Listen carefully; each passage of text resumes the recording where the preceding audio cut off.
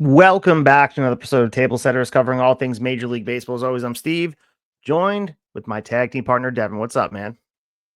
What's going on, dude? We made it through the holidays, hanging on by a thread over here. How are you feeling after the holiday hangover here?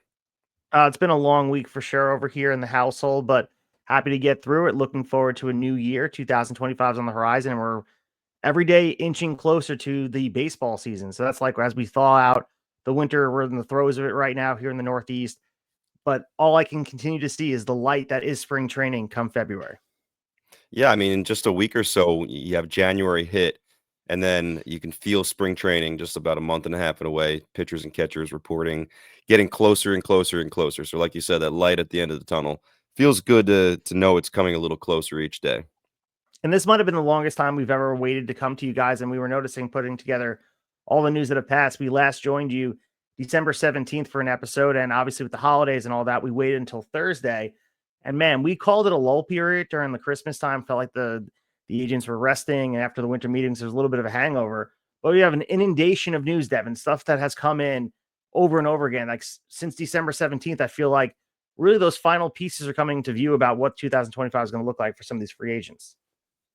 Yeah, man, there's still some very notable names out there that have not found a home yet. So I'm guessing these next couple weeks are still going to be newsworthy. And who knows, there may be a few holdouts just like last year that wait until just a little bit before spring training to sign. So I think the news is going to be frequent here for the next several weeks. And I think we're going to have plenty to talk about. So if you guys want to support the show, please do that on IG and on the X Machine at Table Sitters Pod. Give us a follow. We've noticed there's some new 5-star reviews on Apple, which we really appreciate.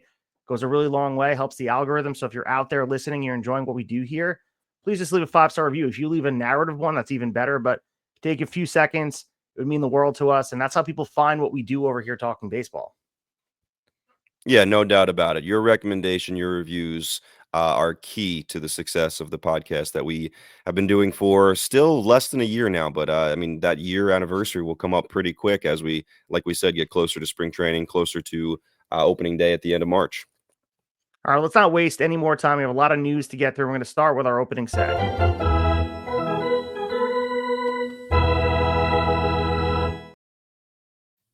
All right. Well, we start our opening say here with a somber note here with Baseball Hall of Famer Rickey Henderson, the all-time stolen base king and all-around legendary baseball player, has passed away at 65. And this news, of course, was confirmed in between our episodes earlier this week by his longtime friend and teammate Dave Winfield. You can go through his remarkable career from 1980 to 2003, one of the more dynamic and influential players in MLB history. He will be missed and gone too soon. An advocate for the game. Absolutely. Gone too soon is right, man. I was talking to my dad about this, and I said, like, this is just not the kind of guy or not the athlete that you expect to be gone suddenly at a young age. He just seemed like, one of those guys who would live forever, whether it be the personality, the athleticism. You just don't see this coming. I mean, Rickey's been in the spotlight over the last year, especially with all the Oakland stuff going on with the Oakland Coliseum um, closing and some of the history being celebrated. We saw him at several games in Oakland. I think his daughter threw out the first pitch to him in one of those. At the time, I don't think anyone in the public knew anything was going on. There has not been, as far as I've seen, a cause of death revealed. So no one knows if this was something sudden, something that he was battling without wanting the public to know.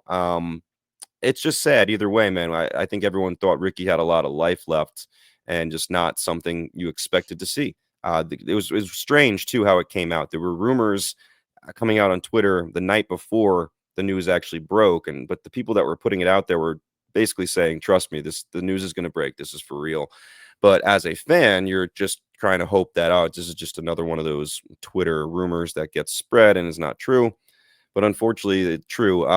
Rickey Henderson had one of the most prolific but also interesting careers I've ever seen. I spent some time looking on Baseball Reference and places like that as far as his numbers, but also all the places he went. And the thing I find most interesting is somehow he always found his way back to Oakland. Yeah, that's the crazy part too. You mentioned some of those places, and everyone will remember him forever as an Oakland Athletic. All those big moments, the 2 World Series titles in Oakland. One in Oakland, I should say, '89 with them, and then Toronto, 1993. Guy was a dynamic player in the regular season, but also came up clutch in the postseason. So those moments will live forever. But I mean, these after the peak years, people remember like him holding the base up and leading the league in steals 6 times, and then the American League 12 times, and going all throughout the speed. But even after the peak years, he was still a productive player in the 80s and early 90s. He was playing into his 40s, which people don't really think about, but he was out there, played over 1,000 more games after his age 35 season. He added 289 stolen bases after the fact and maintained solid offensive production. So if you look through some of those numbers, like you said, I was digging into Baseball Reference to look out there. He even played the independent leagues until 05, retiring at 46. So this guy was still out there because he loved the game of baseball. Oh yeah, I saw an interview with him. I think it was just a few years after he was done playing, and the guy interviewing him asked him like, "How close to your playing weight are you now?" And he said, "Oh, I'm only like 4 pounds over." So a guy that, again, another reason you're just shocked by this news, a guy that kind of took care of his body. I've heard a lot of stories about Rickey over the last week or so, I guess, or the last few days. But one of them I found interesting is Buck Showalter was talking about him and saying he was not a natural superstar. I guess he saw him in the minor leagues and said he always had the speed, but he couldn't hit very well for a while. So what we saw, the major league finished product, was something that he had to work extremely hard for. So not completely God-given natural talent. I mean, the speed, yes, but all the other things I think he had to really work for. But like you said, a guy that's more than just the stolen bases. He just found his way on base. You mentioned the 2 World Series teams that he was a part of, the champions, one with the A's in '89 and the other with the Blue Jays. I think another story I heard was people were asking each other in some kind of round table, or maybe it was a bus ride, where were you? Like, do you remember where you were when Joe Carter hit that walk-off home run for the Blue Jays? And I guess this was several years after that. So Rickey was probably towards not the end of his career, but later years of his career, playing with a lot of younger dudes. And they're all kind of saying where they were. And Rickey, speaking in the third person, as he often does, said, "Oh, Rickey was on second base." So he was on second base when that home run was hit. And I saw that clip as well. He led that inning off against Mitch Williams, wild thing for the Phillies. And right before Williams delivered the first pitch, he called a timeout that was granted. And Williams, who is known for like almost scratching the dirt on his release, like basically tripped and fell off the mound. He was so kind of like taken aback by the timeout. And he basically didn't recover after that. I think he ended up walking Rickey Henderson, which another thing about Rickey is his strike zone was like the size of a pea based on his stance. He kind of leaned over a little bit. So he knew how to work the count. He got on, and then, eventually Joe Carter hits the home run. Game over, maybe the most dramatic World Series ending we've seen. But yeah, just a legend. And when we lost Willie Mays a few months back, of course, the conversation ended up being, all right, well, Willie's gone. Who is now the greatest living player? And I think we both answered Barry Bonds. Some people talked about Ken Griffey Jr., rightfully so. Honestly, looking back, I think Rickey probably should have been mentioned a little bit more. Yeah.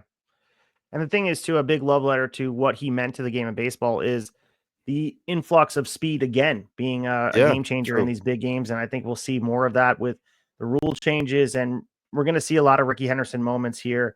And like you said, they should be on highlights. And I know it happened in different places that isn't the Northeast bias, but having his legend be shown in all different markets, he was an advocate for the game. And it feels like it was yesterday when he got inducted in the Hall of Fame, but it was 2009. And that's the other thing about it, where he's been in there and you could look at the stats up and down the list: over 3,000 hits, over 1,400 stolen bases, almost 2,300 runs scored, 401 on base percentage. The guy has done it all, a bona fide Hall of Famer.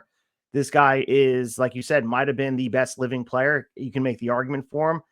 And at the end of the day, the influence he has on the game forever. I mean, he did it with swag, he did it with style, and Rickey Henderson will be missed, and our condolences go out to his family and friends and teammates in this time of mourning.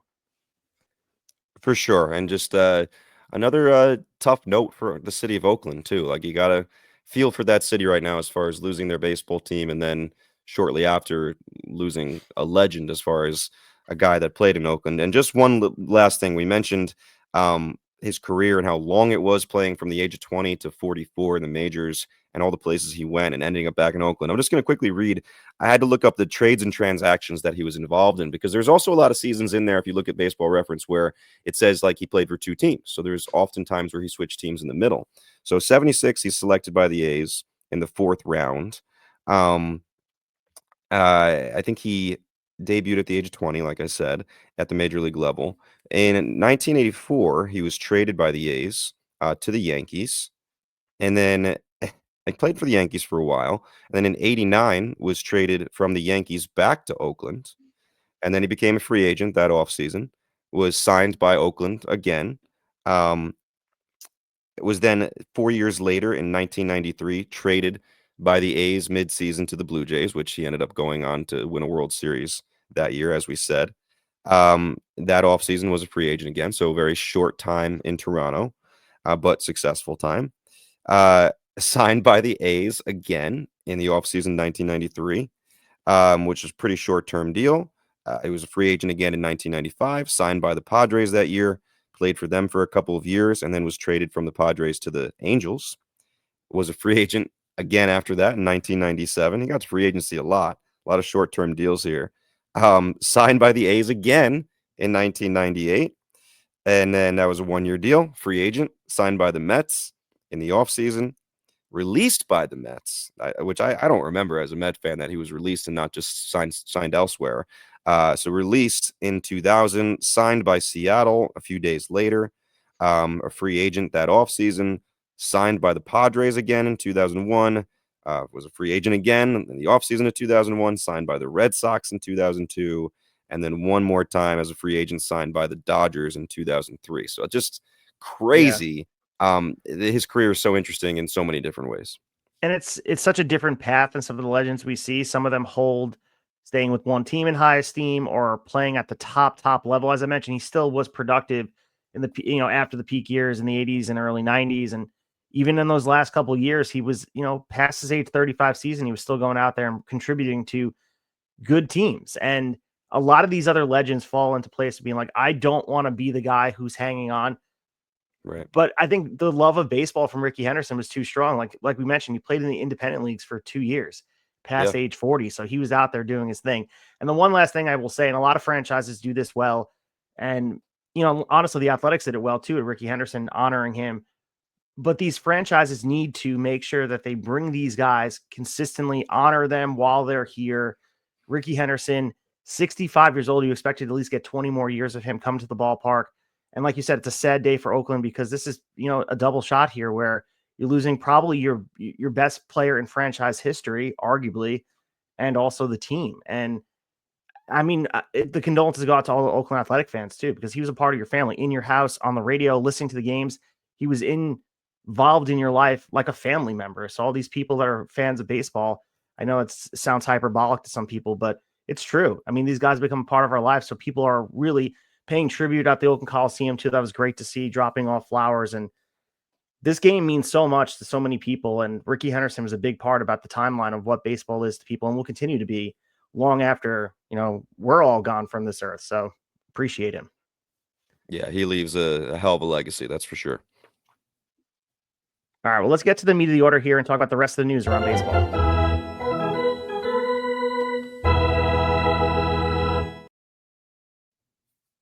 All right, so when we last left you in the 17th, there were still some question marks, and we were conjecturing about where some of these players would go. We got some answers, Devin, about some of these teams and what they're going to be doing. Of course, we had a lot of Red Sox conversation the past few weeks ago about what they will do. Shoring up the rotation was at the top of the priority for a lot of Red Sox fans. Garrett Crochet comes over in a trade, and now the Red Sox add Walker Buehler on a 1-year deal for over $21 million. This is pending a physical, but obviously all reports are that he's going to be passing physical. He's going to be part of this team. High upside deal. You can look at Walker Buehler, what we saw with the Dodgers early on, and obviously overcoming injury, his struggles after Tommy John 2022. But man, he raised the stock a little bit of their eyebrows, at least, for the dominant postseason performance in 2024. 10 scoreless innings. He contributed in critical moments, got the last out of the World Series. I mean, what else could you say about the guy? And the Red Sox looking to have him rebound and join a rotation right now that is, as I mentioned prior, Garrett Crochet, Lucas Giolito, Tanner Hoke, and Brian Bayo. So, we're looking at a rotation that could be I mean, it's much improved by just adding these two guys here. Yeah, and let's not forget their pitching coach, Andrew Bailey, has gotten rave reviews for what he's been able to get out of these pitchers. And like you said, man, they suddenly go from this young rotation, young, talented rotation to having plenty of vets and experience in there because people forget about Lucas Giolito. Like they signed him last offseason, and then unfortunately he found out he needed the brace surgery. So you got Crochet, Giolito, and Walker Buehler here leading the charge, and it takes a little pressure off of Tanner Houck, Bayo, and Cutter Crawford as well. You have depth. So, I mean, don't forget, like Garrett Whitlock was a factor in that rotation. Maybe moves back to the pen here, but if they need him, yeah, he's still an option if you have injuries. I'll be very interested to see what Buehler does now with a full healthy season. His struggles in the regular season last year are very well documented, and then obviously the lasting memory for his 2024 is that Oral Hershiser kind of moment where he closes it out. So a hell of a way to kind of leave Dodgerland. And we'll see. He'll be a free agent again after next year, so he'll be motivated as hell. A very interesting note, the Dodgers did not offer him the qualifying offer, and the Red Sox signed him for exactly the amount of the qualifying offer for 1 year. So I don't know if the Dodgers look at that and think, oh, man, like at least maybe we should have offered it to him so we could get, compensatory draft pick back. But I'm sure they're not shedding too many tears with all the talent they still have. But good for the Red Sox, man. The Red Sox are, like we've been saying, they're on the upward trend here. They still may have a move or two in them. And that just makes that division even more interesting. An already interesting division gets that much more interesting with the talent that the Red Sox are now kind of stacking up here. So, of course, they're going to be looking for further upgrades, including a right-handed bat. We've been talking about what that will look like for them. Who will they be in the mix for?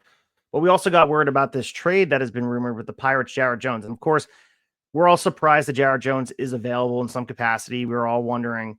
And, of course, talk about the Pirates. Feels like Jared Jones could have been a pivotal piece to your franchise, a 1A, 1B situation with Paul Skeens. But there is conversation, and sometimes when there's smoke, there's fire, Devin, where there's going to be something to this, and at least they're open to trading Jones.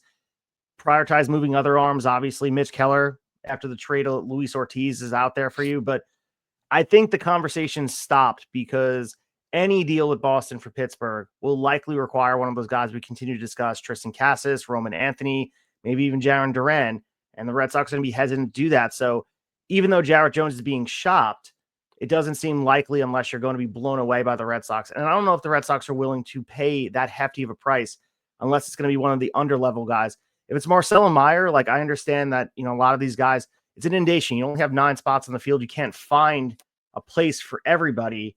But the way these guys are being hyped up, it's hard to imagine the Red Sox going to part with them. In the same breath, the Pirates parting with Jared Jones as well, because we already saw a blip of what he could be. So I think these conversations, like I said, there's smoke, and I think everyone's just like, we'll kick the tires on this. But I don't foresee this happening unless the Pirates are blown away. And I mean, if it does happen, it could be a game changer because Jared Jones is a guy that I believe is going to take the next step in 2025. Yeah, my advice to both these clubs would be put the trade talks away for a little while, keep these guys that you have, and spend some money if you want some more additions. Spend some money. We talked about this in the Red Sox episode just a couple weeks ago. Like they were willing to spend millions and millions and hundreds of millions of dollars for Juan Soto. They didn't get him. And then they got their pitcher in Crochet without spending a lick of money, right? And then they got Buehler with 1 year of $20 million. Like you still have money to spend. So if there is something you want to do to add to this team, your rotation is set. Like, let's be honest, Jared Jones is fantastic. But if you have to trade Cassis or Mayer or any of these guys, really, like, why not just spend money to make an addition if you need it? I think there's still going to be some Bregman rumors there because I think the Red Sox would like to get Devers off of third. And that is also why the Cassis rumors continue, because then you take Cassis most likely off of first, I guess, and who knows. But the Bregman rumor will be there. And then the Pirates, the same thing. Just keep your guys. And if you need something, spend some money. Like there's guys to be had out there that can help you. Anthony Santander is still out there, and maybe his price has come down a little bit. I'm sure the Pirates don't want to give him all types of years, but I mean, there's guys out there that can help you. Jurickson Profar, corner outfielder, is out there. So I'd like to see both of those teams, if they want to continue to make moves, just spend some money, keep your guys. I don't think it makes sense for either of them right now. So you mentioned the Houston Astros, and they made a wave here by signing Christian Walker to a 3-year, $60 million contract. So do the math for the AAV there. They had a need at first base. We know that. You go back to Jose Abreu, John Singleton, Christian Walker shores up first base for him. Gold glove defense. He's consistent offensively. Everyone was looking at the age, and I think that was what was getting in the way of the Yankees signing him to a 3 to 4 year deal like he was looking for, and that he got from Houston. But I think outside of just what Walker means for their team on the field in 2025, I think this puts the conclusion of Alex Bregman right here for the Astros. I don't think they're going to go for Alex Bregman, which means we're going to see him in a new uniform. But the interesting part is also the Astros, although we use the word retooling as the verb here, they're passing the luxury tax threshold for the second consecutive year. So this is not a full rebuild. They're just trying to reshape what this looks like and spend money wisely and not excessively. And Christian Walker, I mean, you look at what he's done, it's a good fit in Houston. I like his swing in Minute Maid Park. I think I mean, honestly, I would say I'm confident that he's going to recreate what he at least did in Arizona. Put him in that lineup, which is a little bit more stability wise, exciting. Christian Walker, I'm upset that he's not a Yankee. I understand it's a risk because of the age, but a 3-year deal, especially with what they're writing off the books for what they're not going to be paying Bregman. I mean, I think this is a smart move for him. I think it's a smart move as well. I mean, I think anybody signing Christian Walker would have been a good move for anyone. He's just a hell of a player, steady guy, dependable, great defense, like you said. But I mean, Houston, it just makes so much sense. First base has been a problem for them for a while. They're still paying Jose Abreu, which, a lot of people are shocked didn't work out, and how quickly Abreu fell was a cautionary tale for any of these aging first basemen, which is another conversation we've had and will continue to have with the Pete Alonsos out there and guys like that. But yeah, Houston's so interesting, man, because like if you lose Bregman, you lose Kyle Tucker, you expect to be worse. There is a world, like there's been so much conversation about like, oh, the Yankees might be better without Juan Soto, which I still think at this point, I still don't think they are. And that's another conversation. It's a debate. But the Astros might be better than last year. And I know that's saying a lot, losing a guy like Bregman and Tucker. And by the way, Dana Brown pretty much said or alluded that like they're done. They thought they made a competitive offer to Bregman and he didn't take it. And they kind of moved on. So there's nowhere going forward. But yeah, listen, you have Paredes at third now, who could be a hell of a player there. I think he's going to hit for more power than Bregman. We'll see about the defense and all the other parts of the game. But Christian Walker at first, I mean, think about how bad first base has been for them for a while now. The biggest thing is how do you replace Kyle Tucker? But for the most part, you just have to hope Jose Altuve and Yordan Alvarez stay healthy. And your pitching should be deeper this year with guys coming back. They've said they're going to hang on to Fromber. They're not going to move him. They once said they'd listen, but now they've basically come out and said, no, he's staying. You still have Josh Hader there, a $90 million man that you're paying to close games. Maybe they still move Ryan Presley for some other type of piece. I wonder if they're willing to spend a little bit more money to add to the outfield. Maybe they look at a Profar or a Santander with Kyle Tucker no longer there. Maybe they just kind of go in-house like the Astros often do. But yeah, man, the Astros have done a very, very nice job of what they always do. Like move on, find a new plan. Don't pay other than Altuve. Don't pay for the past. Don't pay because you're desperate for a guy to wear the same uniform for his whole career. If it doesn't work, if it doesn't meet your standard or what you want to pay them, you're going to move on and do something else, whether it be bringing somebody up or signing someone like a Christian Walker. So I think the Astros, it's business as usual, just different guys. And I don't fancy myself a local Nostradamus, but I would predict sometime in July that there's going to be a lot of Christian Walker jerseys out at Minute Maid Park. Like it's going to be one of those fan favorite guys. You can just see it.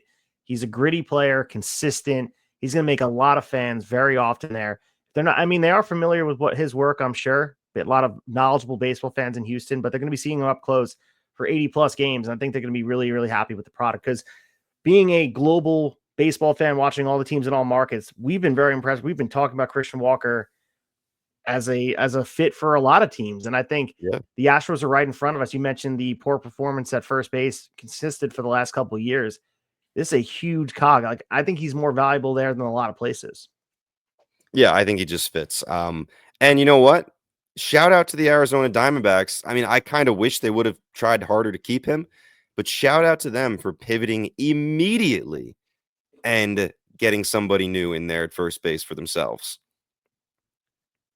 Absolutely. So we talked about first base, and Vladimir Guerrero Jr. is out there, and he's seeking a record extension with the Blue Jays. And how could he not, especially after seeing the offseason, all the money being tossed around here?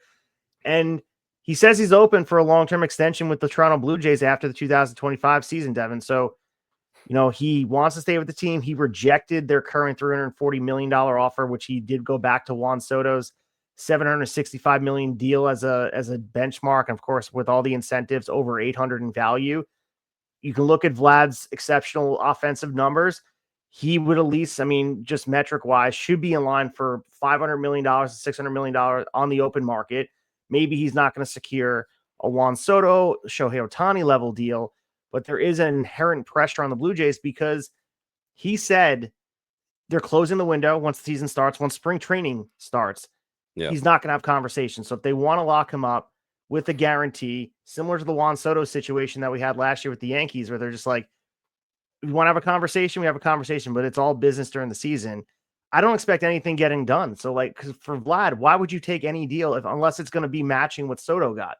Because you can go out there in the open market and at least guarantee you're going to get what they offered you with the 340. You're going to get that in the open market, so you might as well wait on it. Like, and especially if you go out and ball out like he did last year at the end, Vlad Jr. is going to get paid.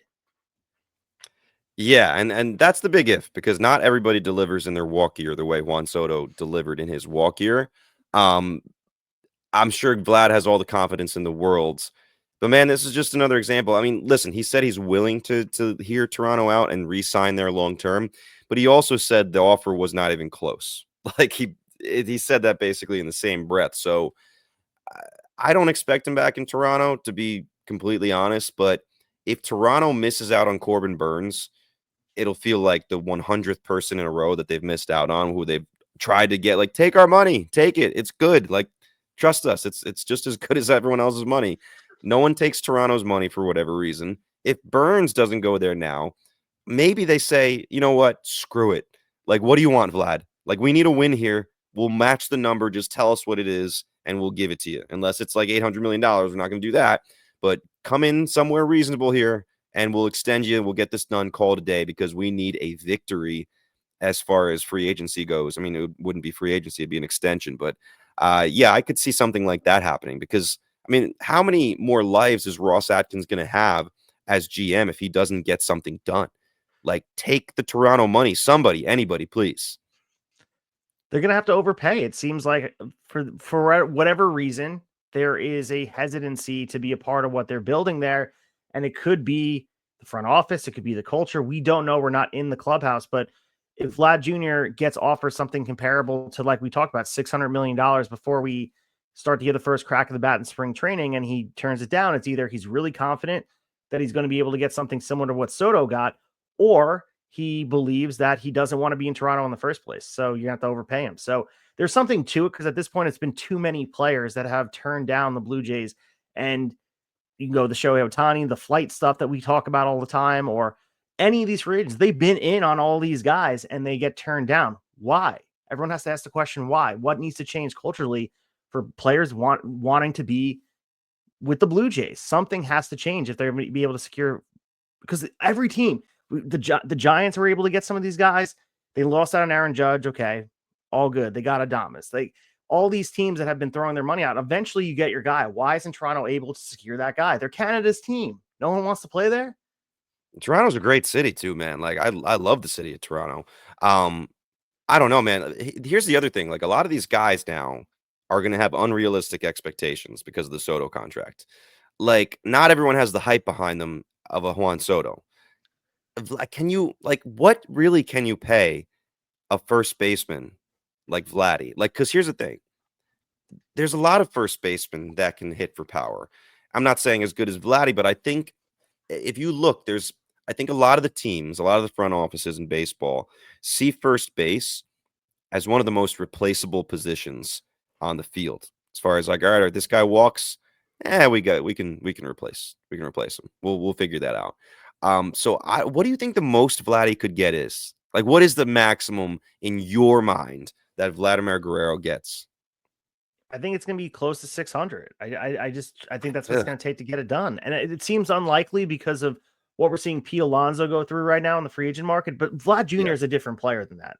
And I understand he's had some of the struggles and he finds a way to make it right. And the numbers look like they're back to where they're supposed to be at the end of the year last year. There's something about Vlad Jr. I mean, he's an electric player. We can't forget that. So if a team is desperate to want a buzz, they're going to go out and overpay. And I think that's what we're going to see here. I think he's going to get close to 600. I can't guarantee where it's going to be. But then again, and playing devil's advocate on the shoulder, we watched some of these markets dry up. This might have been an aberration here in 2024, and 2025 could look much different. This guy sits on the shelf, and guess what? You got to take the Jordan Montgomery approach and just accept some level offer and try again in 2026. I kind of think Vladdy's going to be sorely disappointed with what his market is. Like, this offseason was a little bit of a special situation. We've said it every episode since Soto signed, of how it became a bidding war between some of the biggest, pockets basically in Major League Baseball. And that's not always going to happen. I mean, I know the Yankees have been rumored to want Vladdy at some point. The Mets are even a possibility, depending on how their first base situation breaks in these next few weeks or months. There's going to be the Red Sox have been mentioned for Vladdy too. So those are big markets. But I don't know, man. I don't think anybody can pay a first baseman $500 million. And $600 million to me is crazy. So I think he may be disappointed unless this upcoming season is massive for him. Like, he needs to basically repeat what he did this past year to kind of get the deal I think he wants. And we know he's capable of that. So we'll see. He's more motivated than ever with the money on the line. So we'll see. He's be someone everyone's going to be watching very, very closely. So a top draft target for a lot of fantasy baseball fans. But going with the Yankees here, and the Yankees made some waves and pivoted off of what they were originally tending to. And we talked about Christian Walker going with the Astros. And the Yankees wound up signing Paul Goldschmidt to a 1-year, $12.5 million deal, which marks Paul Goldschmidt's first venture into free agency, which was interesting to talk about. 37 years old, 7-time All-Star, 5-time Silver Slugger. He is stepping into a first base unit. We mentioned the Astros struggle, and the Yankees equally struggle at first base this year.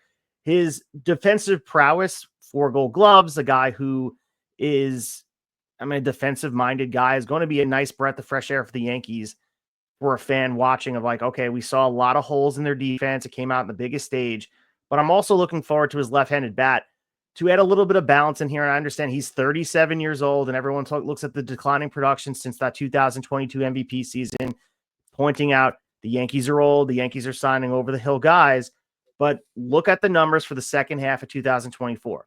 I have some hope that a strong 2025, especially as the cost-effective move right now, because if you compare it to pricier targets like the aforementioned Christian Walker or Pete Alonso out there, this is a move that is looking forward to the future, but also in the present right now. And it's a 1-year deal. You figure it out. I fully expect Paul Goldschmidt to be, I wouldn't say the answer for a long time, but he's the answer for this year. And I'm okay with the experimentation of what they're doing here. Yeah, he's not Mr. Right. He's Mr. Right now, as the Yes. girls sometimes say. I think you said left-handed bat, but I think you meant right-handed bat against left-handed Yes. pitching. He's a guy who kills Yes. lefties. And I was going to say the same thing. You hit a bunch of my points. So I'll just reiterate the second half. You look at the second half, and you have to feel a little optimism. He clearly wanted to play with the Yankees as well. I've heard that he had a few bigger offers that he turned down because he kind of really wanted to be in New York. I think he knows his time is running thin here as far as his career goes. And if he wants a good shot at getting to the World Series here, play for the team that just went there, play for the team that's probably the favored to go back in the AL. I mean, I think another topic of conversation is how weak the American League is compared to the National League. So it's definitely going to be the easier path again to get to a World Series. So I think it's a smart decision on Paul Goldschmidt's part. I don't mind it for the Yankees. I don't think anyone should be celebrating in the streets, but I also don't think there's some people out there that are pissed about it. It does a lot of things. It checks a lot of boxes for the Yankees. It gives Ben Rice kind of a mentor there. Great clubhouse guy. It also leaves first base open going into next offseason for the guy we just finished talking about in Vladdy, who the Yankees may have their eyes on. So Going into next offseason, the Yankees may have a chance to go after two big fish. And I'm not going to say they're going to go after both of them, but you can kind of take your pick. Like, can we go try to get Kyle Tucker? Can we go try to get Vladdy if they're both free agents and not extended going into next offseason? So, yeah, I think the signing accomplishes a lot of things. We don't know how he's going to be there. I saw someone seriously put a tweet out there of like, these contracts, like these veteran contracts, usually work out well for the Yankees. And in my head, I'm just thinking about Josh Donaldson. And like, Right. that's Yeah. a short-term memory loss there, I think. But I could see this working. I just feel like Paul Goldschmidt in the Yankees clubhouse, I don't know. It just feels like it could work. But we'll see. I mean, I think he's a good friend of Aaron Judge's too, from what I've read. So I think the fit clubhouse-wise is going to be great. We'll see if the production on the field is there. I mean, he's a professional bat. At the end of the day, he's going to go out there, and he's not that far removed from that MVP season. I wouldn't expect that production, but it wasn't like the Bellinger thing where everyone's citing 2020. We're closer to that. So this is a reclamation project for the Yankees. And again, it's a low risk move where you're just trying to get to the next year, but they're trying to compete at the same time. This makes the most sense. I understand it's not the sexy pick for Yankee fans. It's not going to make you go, like you said, party in the streets, but at the very least, it's a smart business move. And, Cashman's had a really good, quiet offseason following the Juan Soto thing. He pieced it together. Everyone's going to look at the Max Fried thing, but these other small pieces are coming to view what the vision of this team is. They clearly were embarrassed by the defense in the postseason. I mean, all year, really, but the World Series put it on Front Street for everybody. The base running was an issue. You're signing players that have a little bit more presence in the clubhouse. You mentioned mentorship with a Paul Goldschmidt, a guy who has been in this league for a very long time. He's done it at a high level for a long time. I'm looking forward to it. But, also too, quick note about the Yankees. They trade Jose Trevino to the Reds for reliever Fernando Cruz, minor league catcher Alex Jackson. So that changes a little bit what the depth is for the Yankees. And I'm assuming Jackson's going to be competing for the backup role behind Austin Wells. So we'll see how that shakes out come spring training. But the other piece to think about is what this means as far as the other pieces on this team. And it seems likely the Yankees are also backing off of Alex Bregman and also backing off of Nolan Arenado. And these came from reports from New York Post, and it's been contrarian reports from different reporters. So take it that as you will at this point, where the Yankees are pursuing, other options because they're moving away from the cost of what an Alex Bregman would cost. And maybe they don't like the fit for Nolan Arenado. I know that they had offered, it sounded like they offered Marcus Stroman in a deal for Nolan Arenado, and that, obviously that was rejected. And, the no trade clause does limit his potential destination. So it is what it is. The fact that they're off of Bregman shows me that they're going to try to field this the way. And my biggest thing I was talking about last week, I wanted to make sure we have the best possible alignment. You don't want guys playing out of position because that's what the Yankees were doing. I think they took the defensive comfortability for granted because they just been like, this guy can play here. He'll learn to play here. And there's some growing pains. And as a team competing for a World Series every single year, you need to put people in the positions that are going to be successful at the highest level. And look at Aaron Judge, one of the best premier players in the game. They're looking at him and saying, you know what? Let's maybe put him in right field because he's more comfortable there. Is he a suitable center fielder? He made one error. It happened to be in the World Series. So be it. But he's a better right fielder. Same thing goes for Jazz. He's not a natural third baseman. Can he do it? Yeah, he can do it better than most guys, that would learn to pick it up in a softball league, but he's not a premier third baseman. Why don't you put him in a position that he can be his best possible player? And I think the Yankees are taking that seriously now. Yeah, I agree with that. It's kind of just been the trend in baseball for a while now of having almost wanting everybody to be able to play anywhere. And you often see it with like young, talented players that don't have their natural spot open, like they're blocked. And they start, all right, well, let's play him in the outfield and see how he does. Let's play him in a corner position and see how he does, when sometimes that's not their natural position. But I do agree with you that I feel like guys play best when they have a home. Don't get me wrong. There are a few guys there that it doesn't matter where you put them. They could play anywhere and they could be great. But I think the majority of baseball players are better off as far as mindset goes, and it transfers to their offense when they're playing the same position every day, pretty much like the same position every day. So yeah, I'm interested. You feel like the Yankees have done so much, and they've been super active, but they still have some things to figure out, which is why I push back on all the people that get overexcited and say like, oh my God, the Yankees are actually better now. Like, nah, come on now. Like the offense, they're still figuring out this offense. I made the point last week of saying Soto was not the only hole, not the only guy who left. Like they're going to have to figure this stuff out. I like what they've done. But I can kind of see them thinking like Bregman, Arenado, I don't know. And you know why? Because they're already pretty old, the Yankees. Like I think they feel like we can't keep on having these either older players or a guy like Bregman who's about 30, but like a long-term deal. We already have some big time long-term deals, money locked up in Cole and Judge. So like their average age per player, I feel like, is already up there. And I think they know that might not be super sustainable. They've added lots of veterans here. So I think that might be in their mind right now of like, let's not rush into something here. Let's really see what the best way to go forward in these other positions is. So all eyes point towards Alex Bregman because he will play baseball in 2025. Right now, he does not have a home. And it seemed like the favorites going away right now are the Detroit Tigers showing interest because go with the connection with AJ Hinch. That's something you looked at. And looking at that market, I like that fit. I really do. A Tigers team that was shocking to everybody of how competitive they were making that run to the postseason. But I would say that they are probably deterred from the asking price. So I think there'd have to be concession made from Alex Bregman as the market shrinks a little bit on his end. If the Yankees are out, the Red Sox are out, some of these bigger teams are out. He denied the Astros deal. I would imagine that maybe it makes sense for both sides to maybe sign a shorter term deal and get in-house together. Is it enough, in your opinion, that AJ Hinch is the manager there to take less money to stay there? Or is this something that Bergman's like, this is my last chance to cash the check? I'm 30 years old. I want to sign a 6 to 7 year deal and make sure I'm going to have, because I'm never going to hit free agency again. Like, what do you think Bregman is? We don't know him personally, but I imagine winning means a lot to him. He's done it since he came into the league. I think he can do a lot more of that with Detroit if he comes on board. This team looks exciting. And again, you have your dude as the manager. To me, it almost seems like a perfect fit if the Astros are out. Yeah, I am kind of 50-50 on the Tigers thing. On paper, when you quickly see the AJ Hinch connection, yeah, and a team that, just made a crazy run and wants to take the next step in a very winnable division in the AL Central, it makes sense that way. But position-wise and roster-wise, I'm not so sure. Like, you have Jace Young, who by all means is going to be a very good player, and he's a third baseman. Colt Keith is your second baseman. Trey Sweeney, who was an addition last year via trade, is a shortstop. You got Torkelson at the other corner.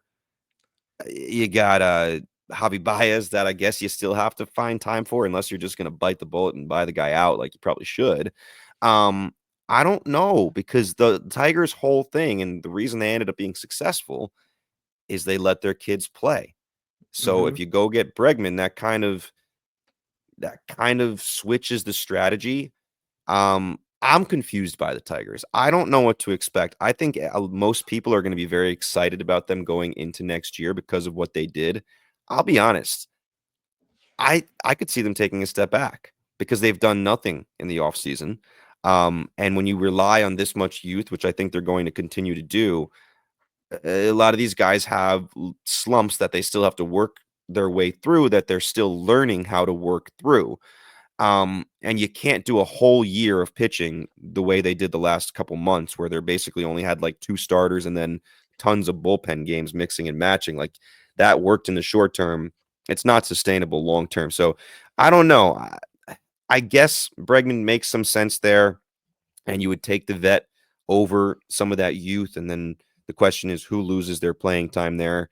But for some reason, I'm not buying it. I don't see the Tigers doing it.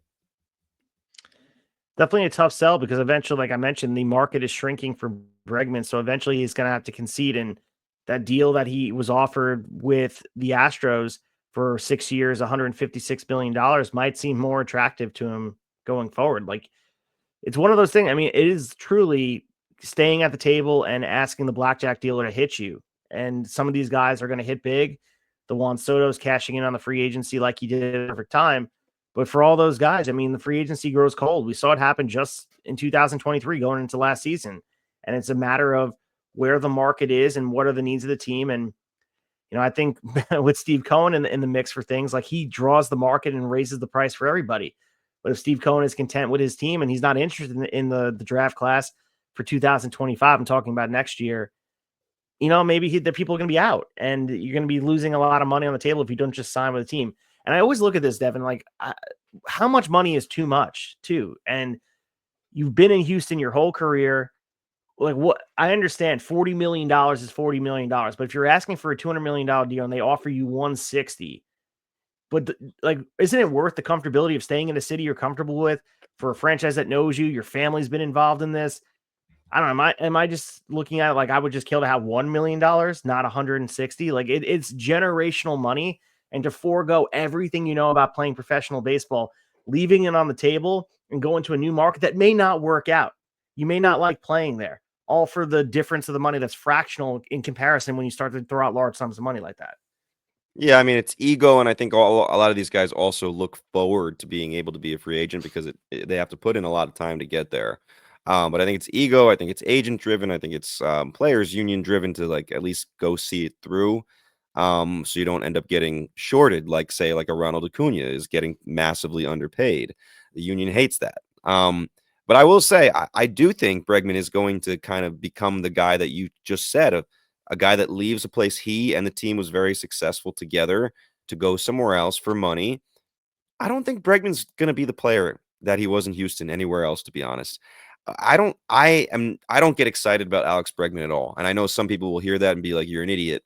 I don't know. I think he's going to be one of those guys. And I tweeted about this just hours ago about how I feel like Pete Alonso and Bregman and Santander fit into the category that scares GMs of like a guy you may end up paying for what he already did, right? Like all his best years already came.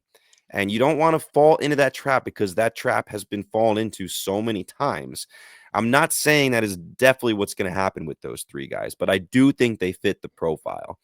I think Bregman will be a solid player, but I think he's a $200 million player? No, I just don't. I don't see that from Alex Bregman. I don't think he's that type of game changer. So we'll keep you guys updated on where Bregman's going to go. Maybe he'll sign in between this week and into the new year. But we also the Rangers signing Jock Peterson to a 2-year, $37 million deal. And this story is twofold. Of course, the addition that a 32-year-old adds to the Rangers lineup and addressing a major need at DH and adding Jake Berger, Kyle Hizakioka, Corey Seager. These are all moves that are in this lineup. I mean, Corey Seager's been there. The Rangers are looking to come back from a slump that was the hangover of the World Series, a team that was, to me, ready and able to compete. I think they were ready to be out there and do their thing. But I guess spinning this in the story of like what this adds to the Rangers, and I'll let you comment on that. It also talks about the Mets missing out on him because the Mets were definitely in on Jock Peterson and wanted to add him to their lineup, and they had eyed him for the DH role, and they need to address that obviously with JD Martinez, that whole flaw that leads there. And they could target, we mentioned the names before, Teoscar Hernandez. They can go after Santander. The Mets obviously have the money to spend.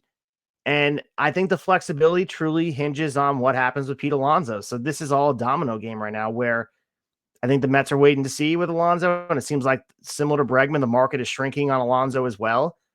But the Jock Peterson thing was, I know you put in our group chat that you were upset that you missed out on him. And I think he would have been a good piece to what he brought to the Mets lineup. He's dynamic. He's a winning player, and $37 million may seem like a lot, but that's a bargain when it comes to what he brings to the table in the baseball world. Yeah, I mean, I'd argue that 15 teams probably missed out on him. I think he was probably, not talked about a ton, but I think there's a lot of people that not just could have used him, but that wanted him. But only one team was going to get him. And God damn, do I love the Texas Rangers lineup. And I'll get to that in a second. But the Mets, yeah, I mean, that left-handed bat killing righty pitching, he'll get the majority of the DH time there because you face more righties. And then all of a sudden, I'm a little more okay with like Starling Marte being DH sometimes from the other side because he's not going to play as much. But yeah, the Mets still have some figuring out to do there. And Pete Alonso, yet like you said, big domino. And who knows? Maybe they shock the world and sign Bregman to play third, and then sign Pete Alonso as well, and let Pete and Vientos kind of switch back and forth at first and DH, and problem solved. I don't think that's going to happen, but we could wish, I guess. let's go back to the Rangers, though, man. Like, to me, the Yankees probably are still the best team in the AL, although they still have a lot of little holes and some big to figure out. Pitching staff looks great, but they still have some offense to figure out who's going to come in and play certain places. But this offense for the Rangers, if everyone can stay healthy, and not everyone's going to have such down years like they had last year. Like Marcus Semien had a down year. Corey Seager was pretty good, but he missed a big chunk of the first part of the year and then a big chunk at the end. Adolis Garcia had a very bad year after a great year for himself. So, like, you could go on and on with this. Wyatt Langford, it took him a lot longer to kind of find his groove than anyone expected. You're looking at a lineup that has a second-year Wyatt Langford who finished great, was one of the league's best hitters last year in the last month or two of the season. Evan Carter, hopefully, is back. We all should deserve to see Evan Carter play a full season, and I think people forget how dynamic that kid is. Adolis Garcia should be better, I think. Marcus Semien, I almost could guarantee will be better. Corey Seager, just stay healthy. He's still one of the best hitters in the game, pure hitters. Like, dude, adding Jock Peterson, who is just a winner, seems to go to winning teams and be a big part of them, quietly put up great seasons in kind of a part-time playing position. I don't want to say I couldn't love this team more because they still have some pitching to figure out, especially in the bullpen. But dude, to me right now, and there's still a lot of offseason left, but right now I think they're the biggest threat to the Yankees in the American League. So for the Mets on their end, with the infield plans for them contingent on Pete Alonso's decision. So if Pete Alonso does move, it seems like the consensus is that Mark Vientos could be moving over to first base, or potentially other options. I mean, internal options: Brett Beatty, Ronnie Mauricio, Luis Angel Acuna. There's uncertainty there. While the Mets are not actively in on Bregman, you talked about how down you potentially are on him getting $200 million on the open market. It could solve a lot of problems for the Mets, though. Having him at third base could open up a lot of options. And I think the Mets out here, I think there's a sentimentality that not only Steve Cohen, but the fan base has for Pete Alonso. I think if you're going to overpay for a player, I think for the Mets, it's worth signing a Pete Alonso because you have everything that comes with it. He could be an all-time Met. If you look at the numbers, if you happen to win a championship in the coming season, he's a part of it. There's so many big moments he's been a part of. If I'm a GM, I'm overpaying for my guy. You know what I mean? I want to overpay for my guy because I already saw it he's already added value to your franchise. Talk about jersey sales, all that. It's different when you overpay from a guy from the outside. You already know Alonso can handle the New York market. I especially the way this has played out. It feels inevitable that a reunion has to be on the table for the Mets and Alonso. As the longer this goes on, it feels like they're, again, I use the word concession for Bregman. Both sides, the Mets and Pete Alonso, this makes too much sense for them to walk away from each other. They deserve each other. They are two guys at the table. Cohen, Alonso, the agents, everyone just put it aside and say, this guy belongs in a Met uniform. And we need his production at bat. And we have a championship potential season at hand for 2025. Why would he not be a part of it? Yeah, I think the word options that you said is the key to what David Stearns is thinking, because I do think this is in David Stearns' court and not as much Steve Cohen. I think Steve Cohen basically said, listen, we're going to do whatever it takes to get Juan Soto. I don't care what anyone else says. And Stearns had to be along for that ride.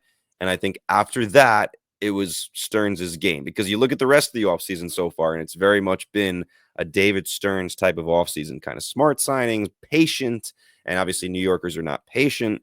But I think the reason they're being so patient here is because they do have options, and some pretty good ones. Like, letting some of these kids play is not the worst thing in the world. Bregman is still out there, and I will stick to my guns that I just put up a couple minutes ago and say I don't think Bregman's a $200 million player. But would I be mad if they brought him in to play third?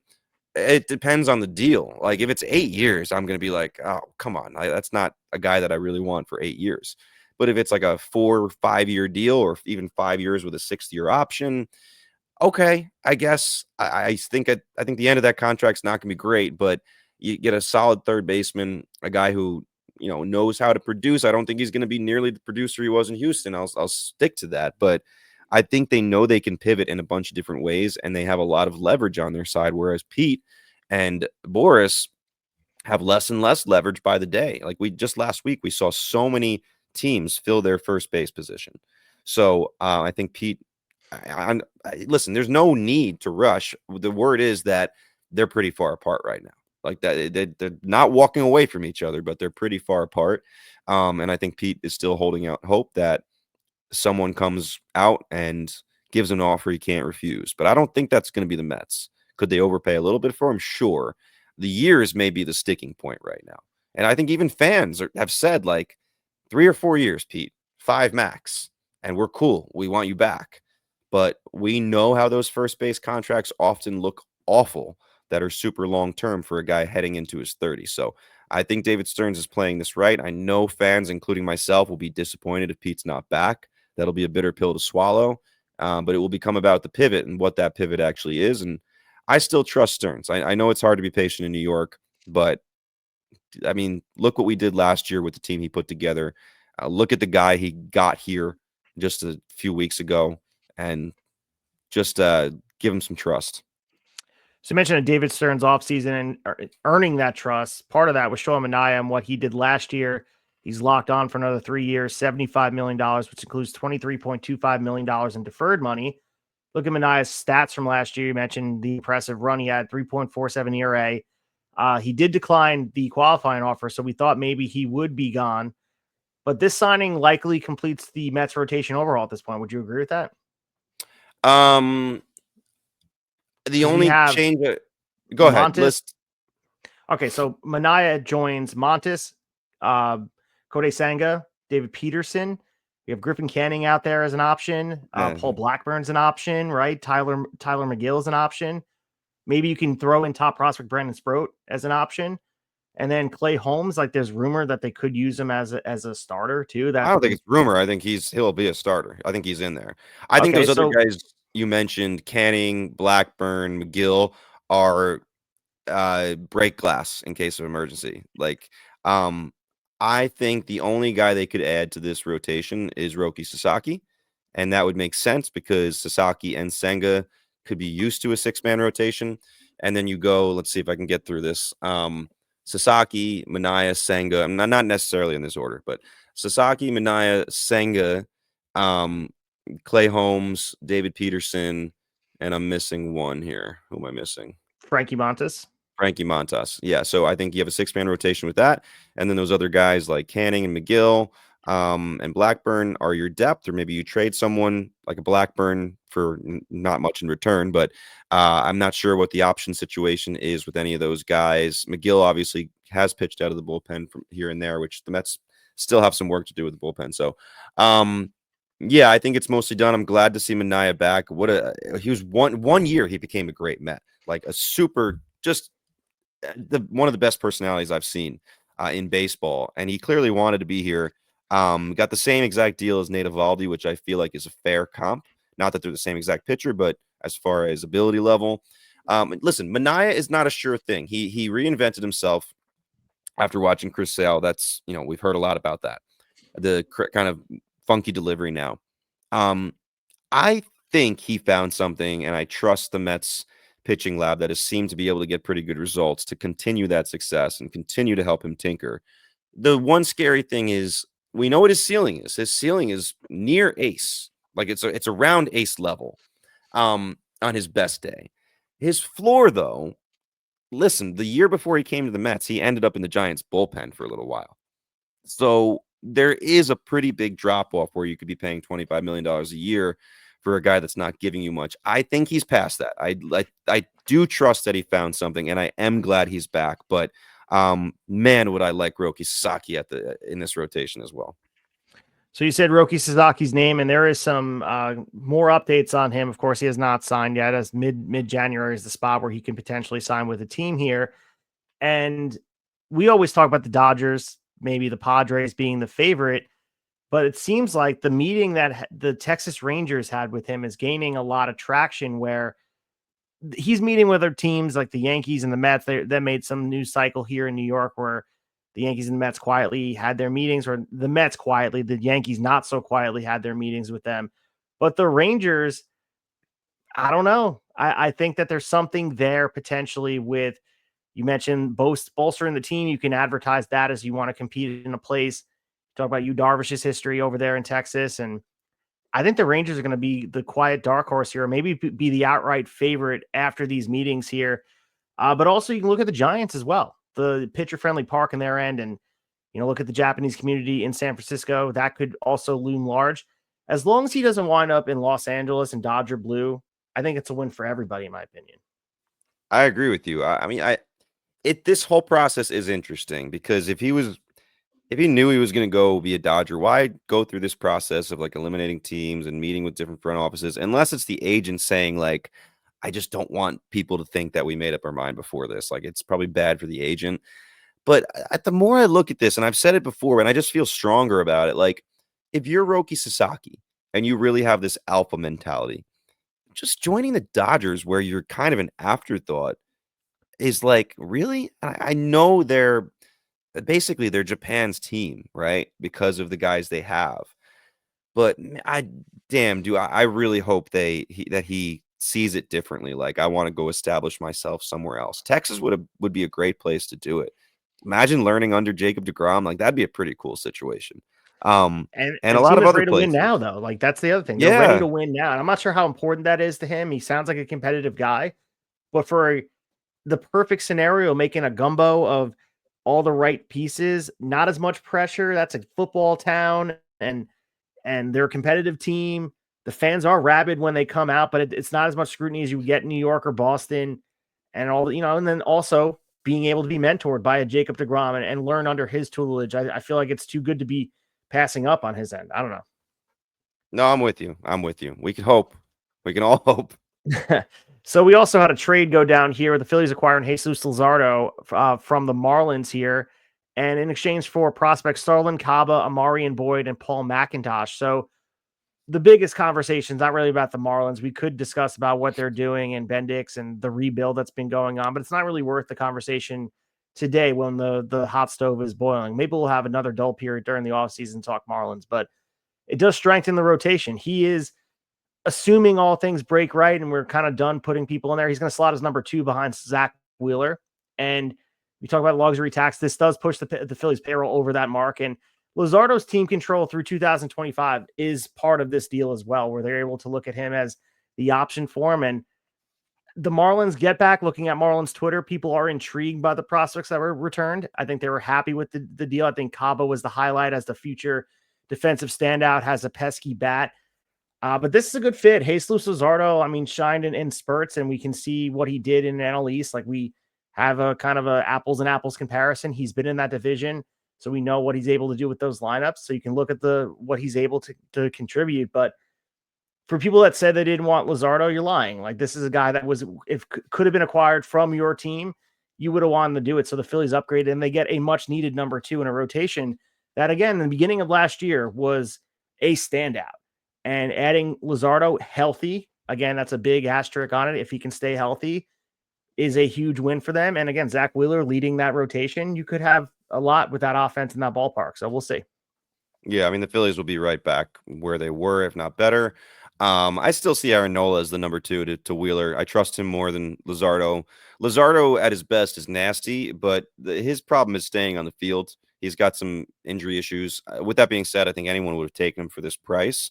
And yeah, it makes a really good team even better. I know there were rumors earlier in the offseason about them looking to deal Ranger Suarez and obviously Alec Boehm.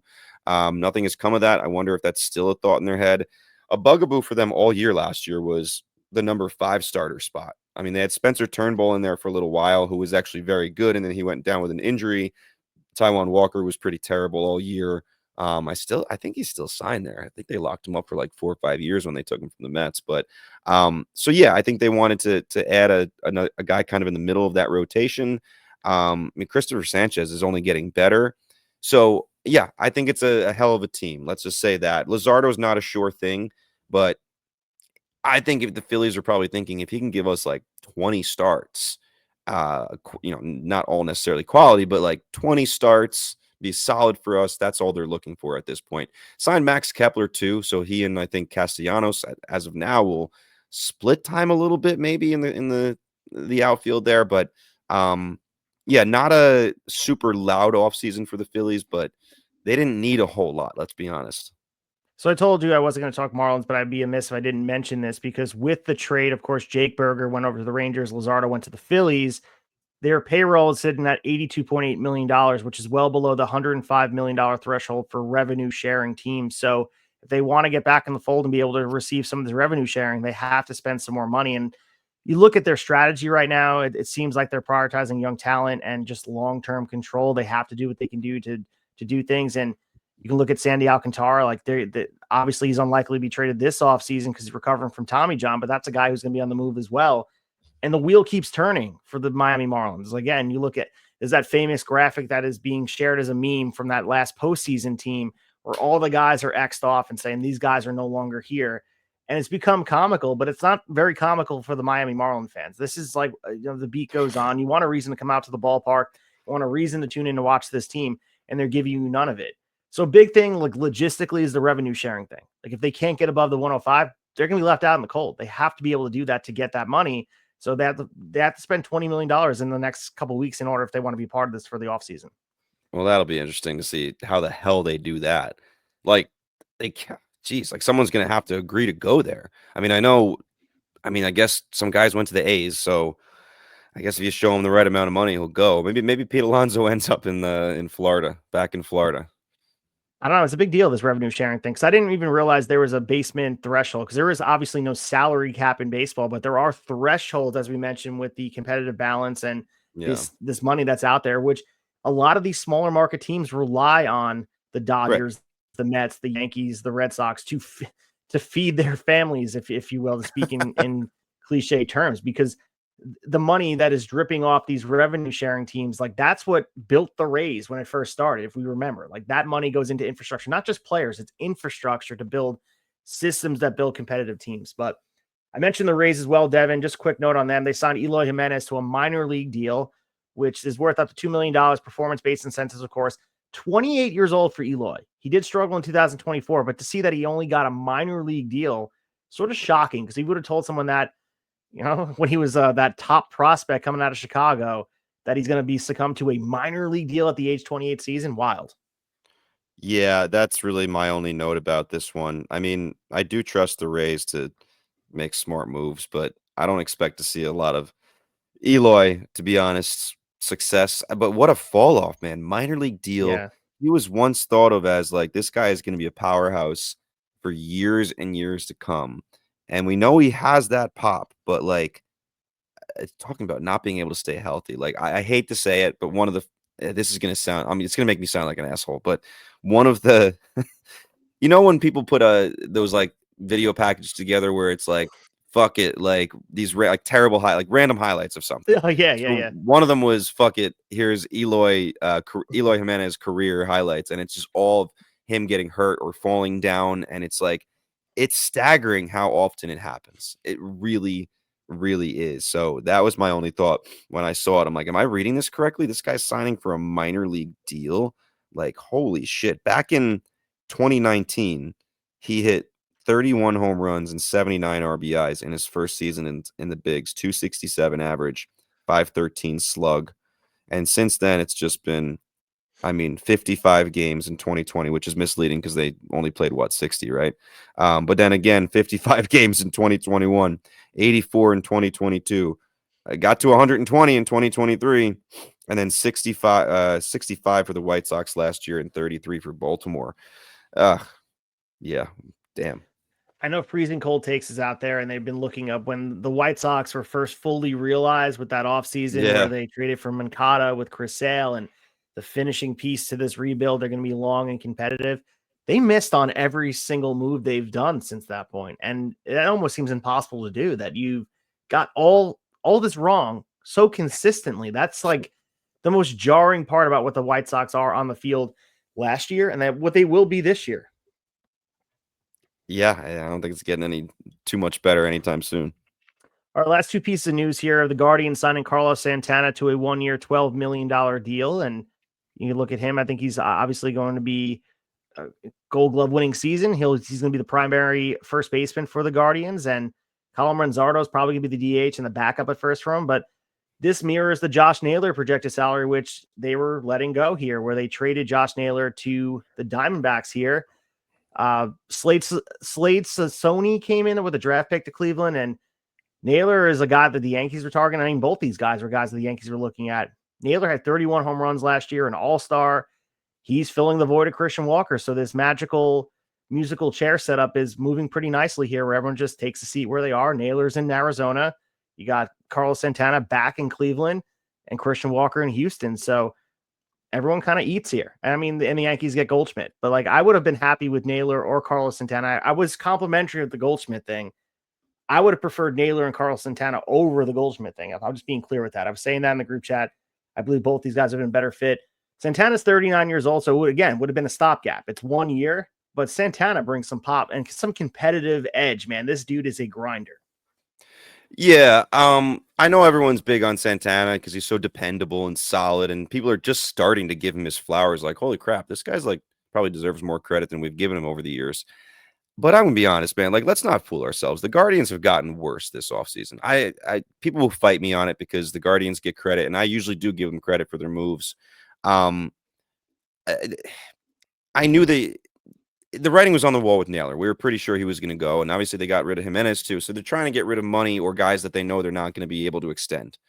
And they pivot very quickly by getting Santana. I think Santana took a discount to come back to Cleveland, a team that obviously he's very, very familiar with. And I believe Seattle offered him more money and he turned it down. At least that's the rumor. I love the Josh Naylor. Josh Naylor to the Diamondbacks to me is the bigger move, and for some reason it just didn't get a lot of pub. Again, I would have liked to see them bring Christian Walker back, but Josh Naylor's a hell of a pivot. Naylor's a really, really solid player. Got a lot of pop, a lot of fire. I think that puts the Diamondbacks right back where they need to be, with a team that's going to be a pain in the ass to play against. I think he fits very well there. Santana will be fine in Cleveland, but if I'm Kansas City right now, I'm looking up at Cleveland and being like, all right, we're taking you down this year. I think this is Kansas City's division right now. I know there's still a lot of offseason to be had, as I said earlier. The Twins will be involved, I guess, but they have basically been non-existent this offseason. There's rumors about them possibly trading Pablo Lopez, which more than likely wouldn't make them better. So yeah, man, if I'm Kansas City and if I'm a Kansas City fan, I'm excited with what has happened with some of the other teams around me this year. And there is a part of the sentimentality that fans with Santana look at him like he's been in that uniform, go back to like 2011, 2010, where he's been a Cleveland player. Everyone's looked at him as that guy. But you're right. There is something to be said. They're trying to build on what they did last year, because as shocked as we were with Detroit, as shocked as we were with Kansas City, we were equally shocked with Cleveland. I think it lulled us to sleep a little bit during the season where it became the expectation. But we got to remember that Cleveland was ahead of schedule. A lot of these players were playing above what we expected for them. And Josh Naylor was a part of that too. Like, we can't forget that Josh Naylor was a part of that. So you're replacing, I would say the numbers are going to be very similar. But the thing is, if you invest in a Josh Naylor, he has more long-term worth for your franchise.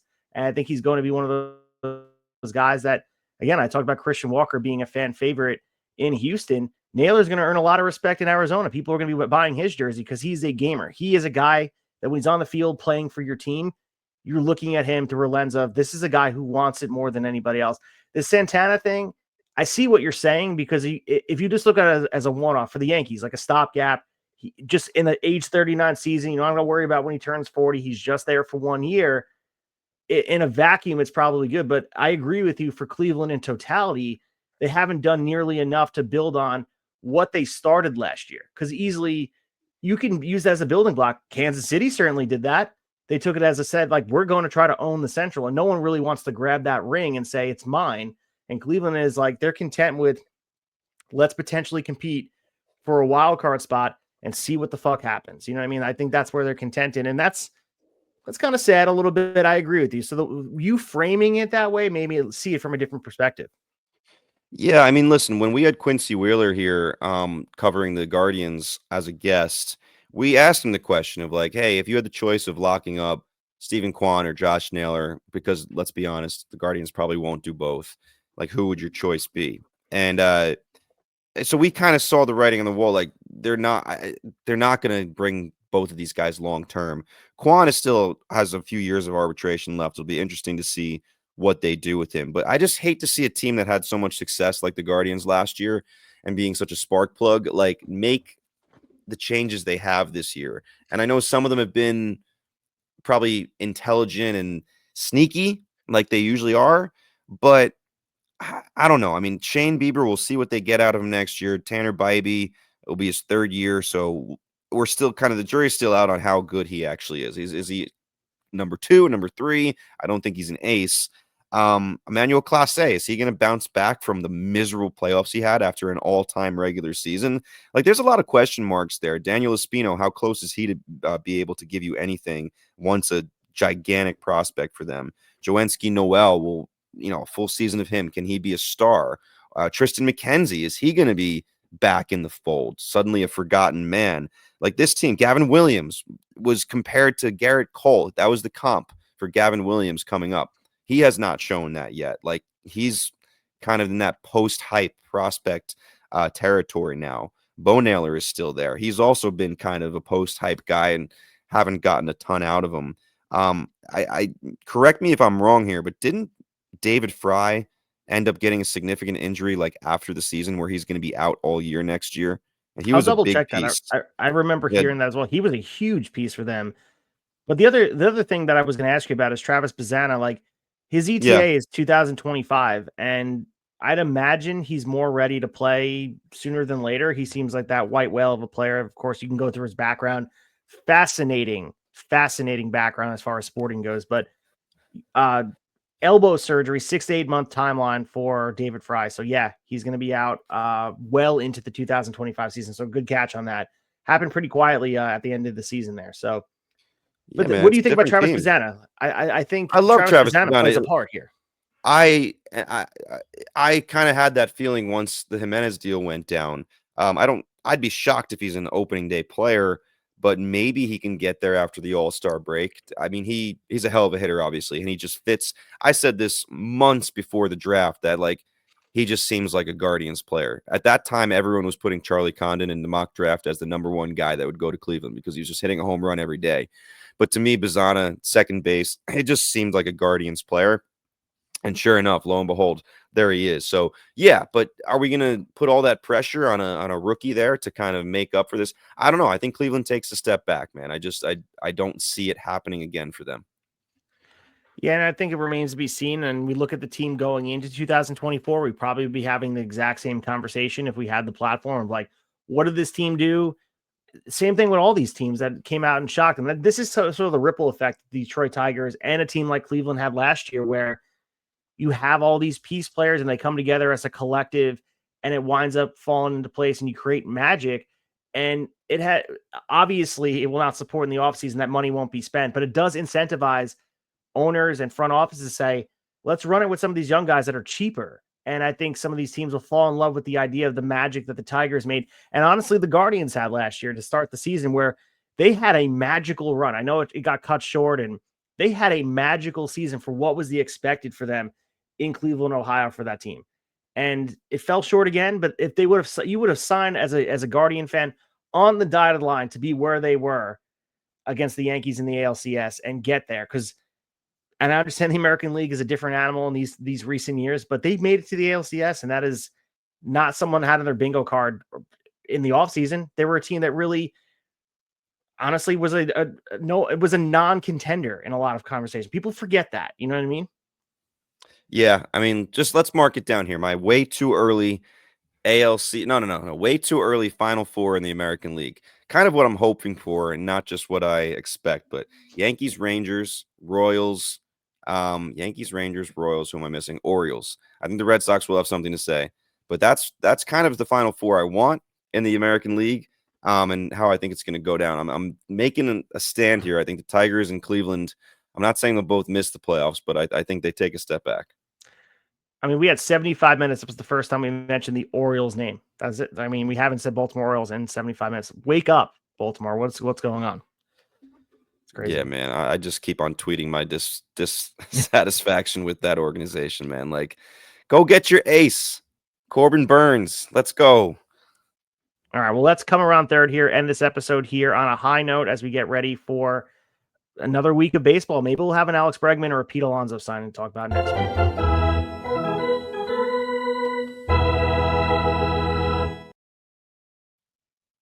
All right, as we come around third here and end the episode again, we want to thank you guys for joining us here, joining the conversation, enjoying some off-season baseball. Hopefully you guys had a great holiday with the family. There's some news that came out, Devin, that we should probably close the episode on, where the 9 teams exceeded the $237 million competitive balance tax. Record 9 teams. So they surpassed that number, including a hefty luxury tax payment. So teams in their payments right now, the Dodgers at the top of the list, $103 million. The Mets at $97.1 million. The Yanks at 62.5. The Phillies 14.4. The Braves at 14. The Rangers at 10.8. The Astros 6.5. The Giants 2.4. And the Cubs $570K. So these teams are going to be facing escalating penalties for exceeding the threshold in consecutive years. This includes draft pick penalties, but the fact that it's a record 9 teams means that they're just like, we're going to spend money and it doesn't really matter to us. Winning and making the postseason and getting to a potential championship season is worth way more than not spending the money. That's a good thing for baseball. We're seeing a lot of teams out there spending more money than not. Yeah, good news, man. Like, we need more of that. More of that. I'm glad it's up to 9. We need more. Like, spend the money. You guys are billionaires. We've said this many times before. Let's go. Like, stop being cheap. Stop trying to make these teams just a part of your portfolio. There's millions and millions of fans out there that want to see their teams competitive. So we're talking to you, Pirates, Orioles, teams like that. Like, let's go. Come on. Help your fans out a little bit here. We didn't mention McCutcheon's back in Pittsburgh, which is, again, where he belongs. I know that Passan actually put the tweet out and said, back where he belongs in Pittsburgh. But, if a team that wants to compete and tell Paul Skeens we're here to win for the long time and want to convince him to stay, and maybe it's a foregone conclusion he will eventually leave, I don't know. You want to put a winning team contender. You watch these smaller market teams compete, you got to give them a little bit here. There's a lot of money that's out there in baseball. Seems like everybody woke up from the malaise of the pandemic and uncertainty with the collective bargaining act and all the things that were out there, the TV deals. It feels like everybody woke up and said, put our big boy pants, we're going to spend some money. So we want these other teams to get in bed because we saw the money that's being made, the percentages of teams that are spending less than 30% of their annual income.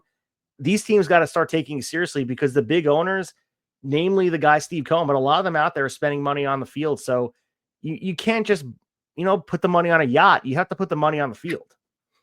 Yeah, we need more of those Steve Cohen kind of rich owners, but also fans. I want to end on this. Your thoughts. It's going around Twitter and social media. Clip of Cam Newton on, I don't know if it's a podcast or something, of Carolina Panther fame, saying that baseball is a dying sport and he expects the WNBA to surpass them in about 20 years. I mean, you're not reading the tea leaves. You're not watching things actively. Maybe that was true 15 to 20 years ago, but baseball is on the right track. I would make the argument the other direction that baseball has more of a chance to surpass the NBA in the next 10 years than the WNBA has even close to sniffing anywhere near MLB. I don't buy that. Look at the NBA ratings. I know they did well on Christmas Day with the Warriors and the Lakers, but their ratings were down 48%. Meanwhile, we're breaking attendance records in baseball from year after year from 2023 to 2024. You're just not following the metrics. That's just an uninformed fan take. I understand he's not really a baseball fan, but that's the type of stuff that starts stirring the pot. That is, a lot of the false information. I'm very familiar with the wrestling narratives where people want to make their own narratives up and start to feed it, and the negativity starts circling. So I understand, just baseball fans know better than that. The baseball's not dying. Yeah. Baseball's actually thriving right now. Juan Soto gets $765 million, and 2 weeks later, Cam Newton says baseball's a dying sport. Oh, man. I think he's employed by ESPN now, so it makes sense. That's kind of what we get from ESPN. So on that note, we're going to be heading out the door here again. If you can follow us at TableSittersPod on IG, also on the X Machine at TableSittersPod. There is rumor and innuendo that we'll be starting a YouTube page, posting some of these videos up here. So if you're joining us on YouTube somewhere in the time and space, if I posted it this week, who knows? We appreciate that. Just share it with your friends. Leave a 5-star review. Tell people about this.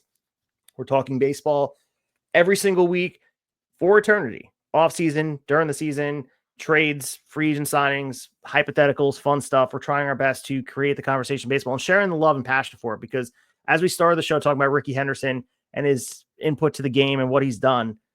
We all just love this game so much, and we want to be able to pass it on to the next generation, have conversations about it. This is why we can go on here for an hour and change every single week and talk about hypotheticals. That's really is at this point. And hopefully you guys are enjoying having those conversations at the Christmas table, around a fire, talking about baseball, excited for Juan Soto, upset at Juan Soto. Maybe you got a number 22 jersey under your tree for the Mets, or maybe you got a number 22 jersey that is a Yankee one because your family didn't know that Juan Soto is no longer a Yankee. Who knows? All those things make it amazing. All I can see now, Devin, is the passion has been rising up with baseball fans. People are really passionate, and sometimes it comes out as negativity, but it means people care. And that means that baseball, like going back to what Cam Newton said, he couldn't be more far off base, to use a baseball term. This dude, baseball is thriving. I'll say it again. Yeah, one more thing here. This will be my last word here. If any listeners during Christmas or whatever holiday they celebrate opened a Topps Chrome update pack and found Paul Skeens 1 of 1 or Jackson Merrill 1 of 1, because I know they're both out there. The Jackson Churio one was found and I think auctioned for like over $100,000. But if any of you found those 2 cards, here's our offer: a guest spot on Table Setters. Send us the card. We'll get you on here. You can, talk about whatever you want for a good 20, 30 minutes. I think that's probably more tempting than the Livy Dunn offer. Don't you think? All right. Yeah, I agree with that. And, happy hunting to everybody. I'm actually in the fold now. I know you were in the fold looking for some of these cards. It's fun. Brings back that childlike wonder, man. Like, these cards are a thing again. And it's a hectic market to be a part of. I'm not trying to become rich over it, but it's fun to go back and look at some of these cards and try to invest in some of these rookies. It's fun to go out. I know you're back into it a lot. Yeah, dude. It started off as like getting a collection going for my 2 sons. And very quickly, I feel like I'm way more into it now. And I brought about a bunch of cards back from home that I took good care of as a kid. And I'm looking through those like little by little now to see if I stumble upon anything that's more valuable than I realized. And yeah, it's fun, man. I've always been a collection kind of guy. So like when the interest hits, it's a little dangerous for me. I got to be careful. Dude, some of there was a spot in Bohemia where it used to be Collector's Dreams next to Lemon Tree, across from our elementary school back in the Yeah. day. Yep. I And went there a going lot. in there and just looking at the fresh cards, even hockey cards, football cards, Pokemon cards, and getting a pack and opening in the car. There's no other feeling like that. So to be able to recreate that as an adult, I feel like our generation's just searching for any sort of the good feeling, you know what I mean? So that's one of the best feelings you can remember. And I'm glad it's being passed on to a generation that, for a bit there, the baseball card market was a little bit, on its edge a little bit, where they were recreating cards for a while. The bubblegum generation, where they were just creating all these cards, an inundation, where a lot of the cards that we have as kids aren't worth anything because there's so many of them. But it's Right. cool to That's what see I they're putting some noticed. value in it. Yeah, there's cards that I have in plastic, and I've had in plastic for like 20 years now or more, actually more than that. And I think as a kid, I would look in the Beckett's and mark any of them that were worth something. And I have some cards that I wrote like $8 on that was like worth $8 or 10, or I had a Ken Griffey Jr. one that was like worth 25 at the time. And as a kid, you're like, oh man, in like 20 years, these are going to be worth so much more. And like you said, now I look these things up on eBay and they're selling for like $2, $3, Yep. maybe $10 for some of them. Like, what the hell? I think it's a mix of the steroid era and what you said, like overproduction of some of these things. So kind of got to start over again and get some of the new stuff. Yeah, if you can align it with the TY Beanie Babies, where any cards that came out during that time probably are the same worth as a Beanie Baby now. We used to leave the tags on them. Oh, this one's gonna be worth a lot of money. No, it's not worth anything. But we'll be back next week talking all things baseball. Maybe we'll have Bregman signing. Maybe we'll have Pete Alonso signing. Give Devin some love on. If you're watching us on video in the clips, give Devin some love for the new equipment he got. Santa left him a new camera. He's got a whole new setup, looking beautiful over there, Devin. I don't know how I feel about this light thing. First of all, it shows everybody just how pale I am. It keeps on changing a little bit. Right now, I look like a ghost. And after an hour and a half, my eyes are not feeling great. So I may have to try to play around with this thing a little bit before I get the ideal setup. Well, stay tuned for next week and see how Devin has his podcast set up for next week. But we'll be back next week talking all things baseball, and we'll talk to you after a while.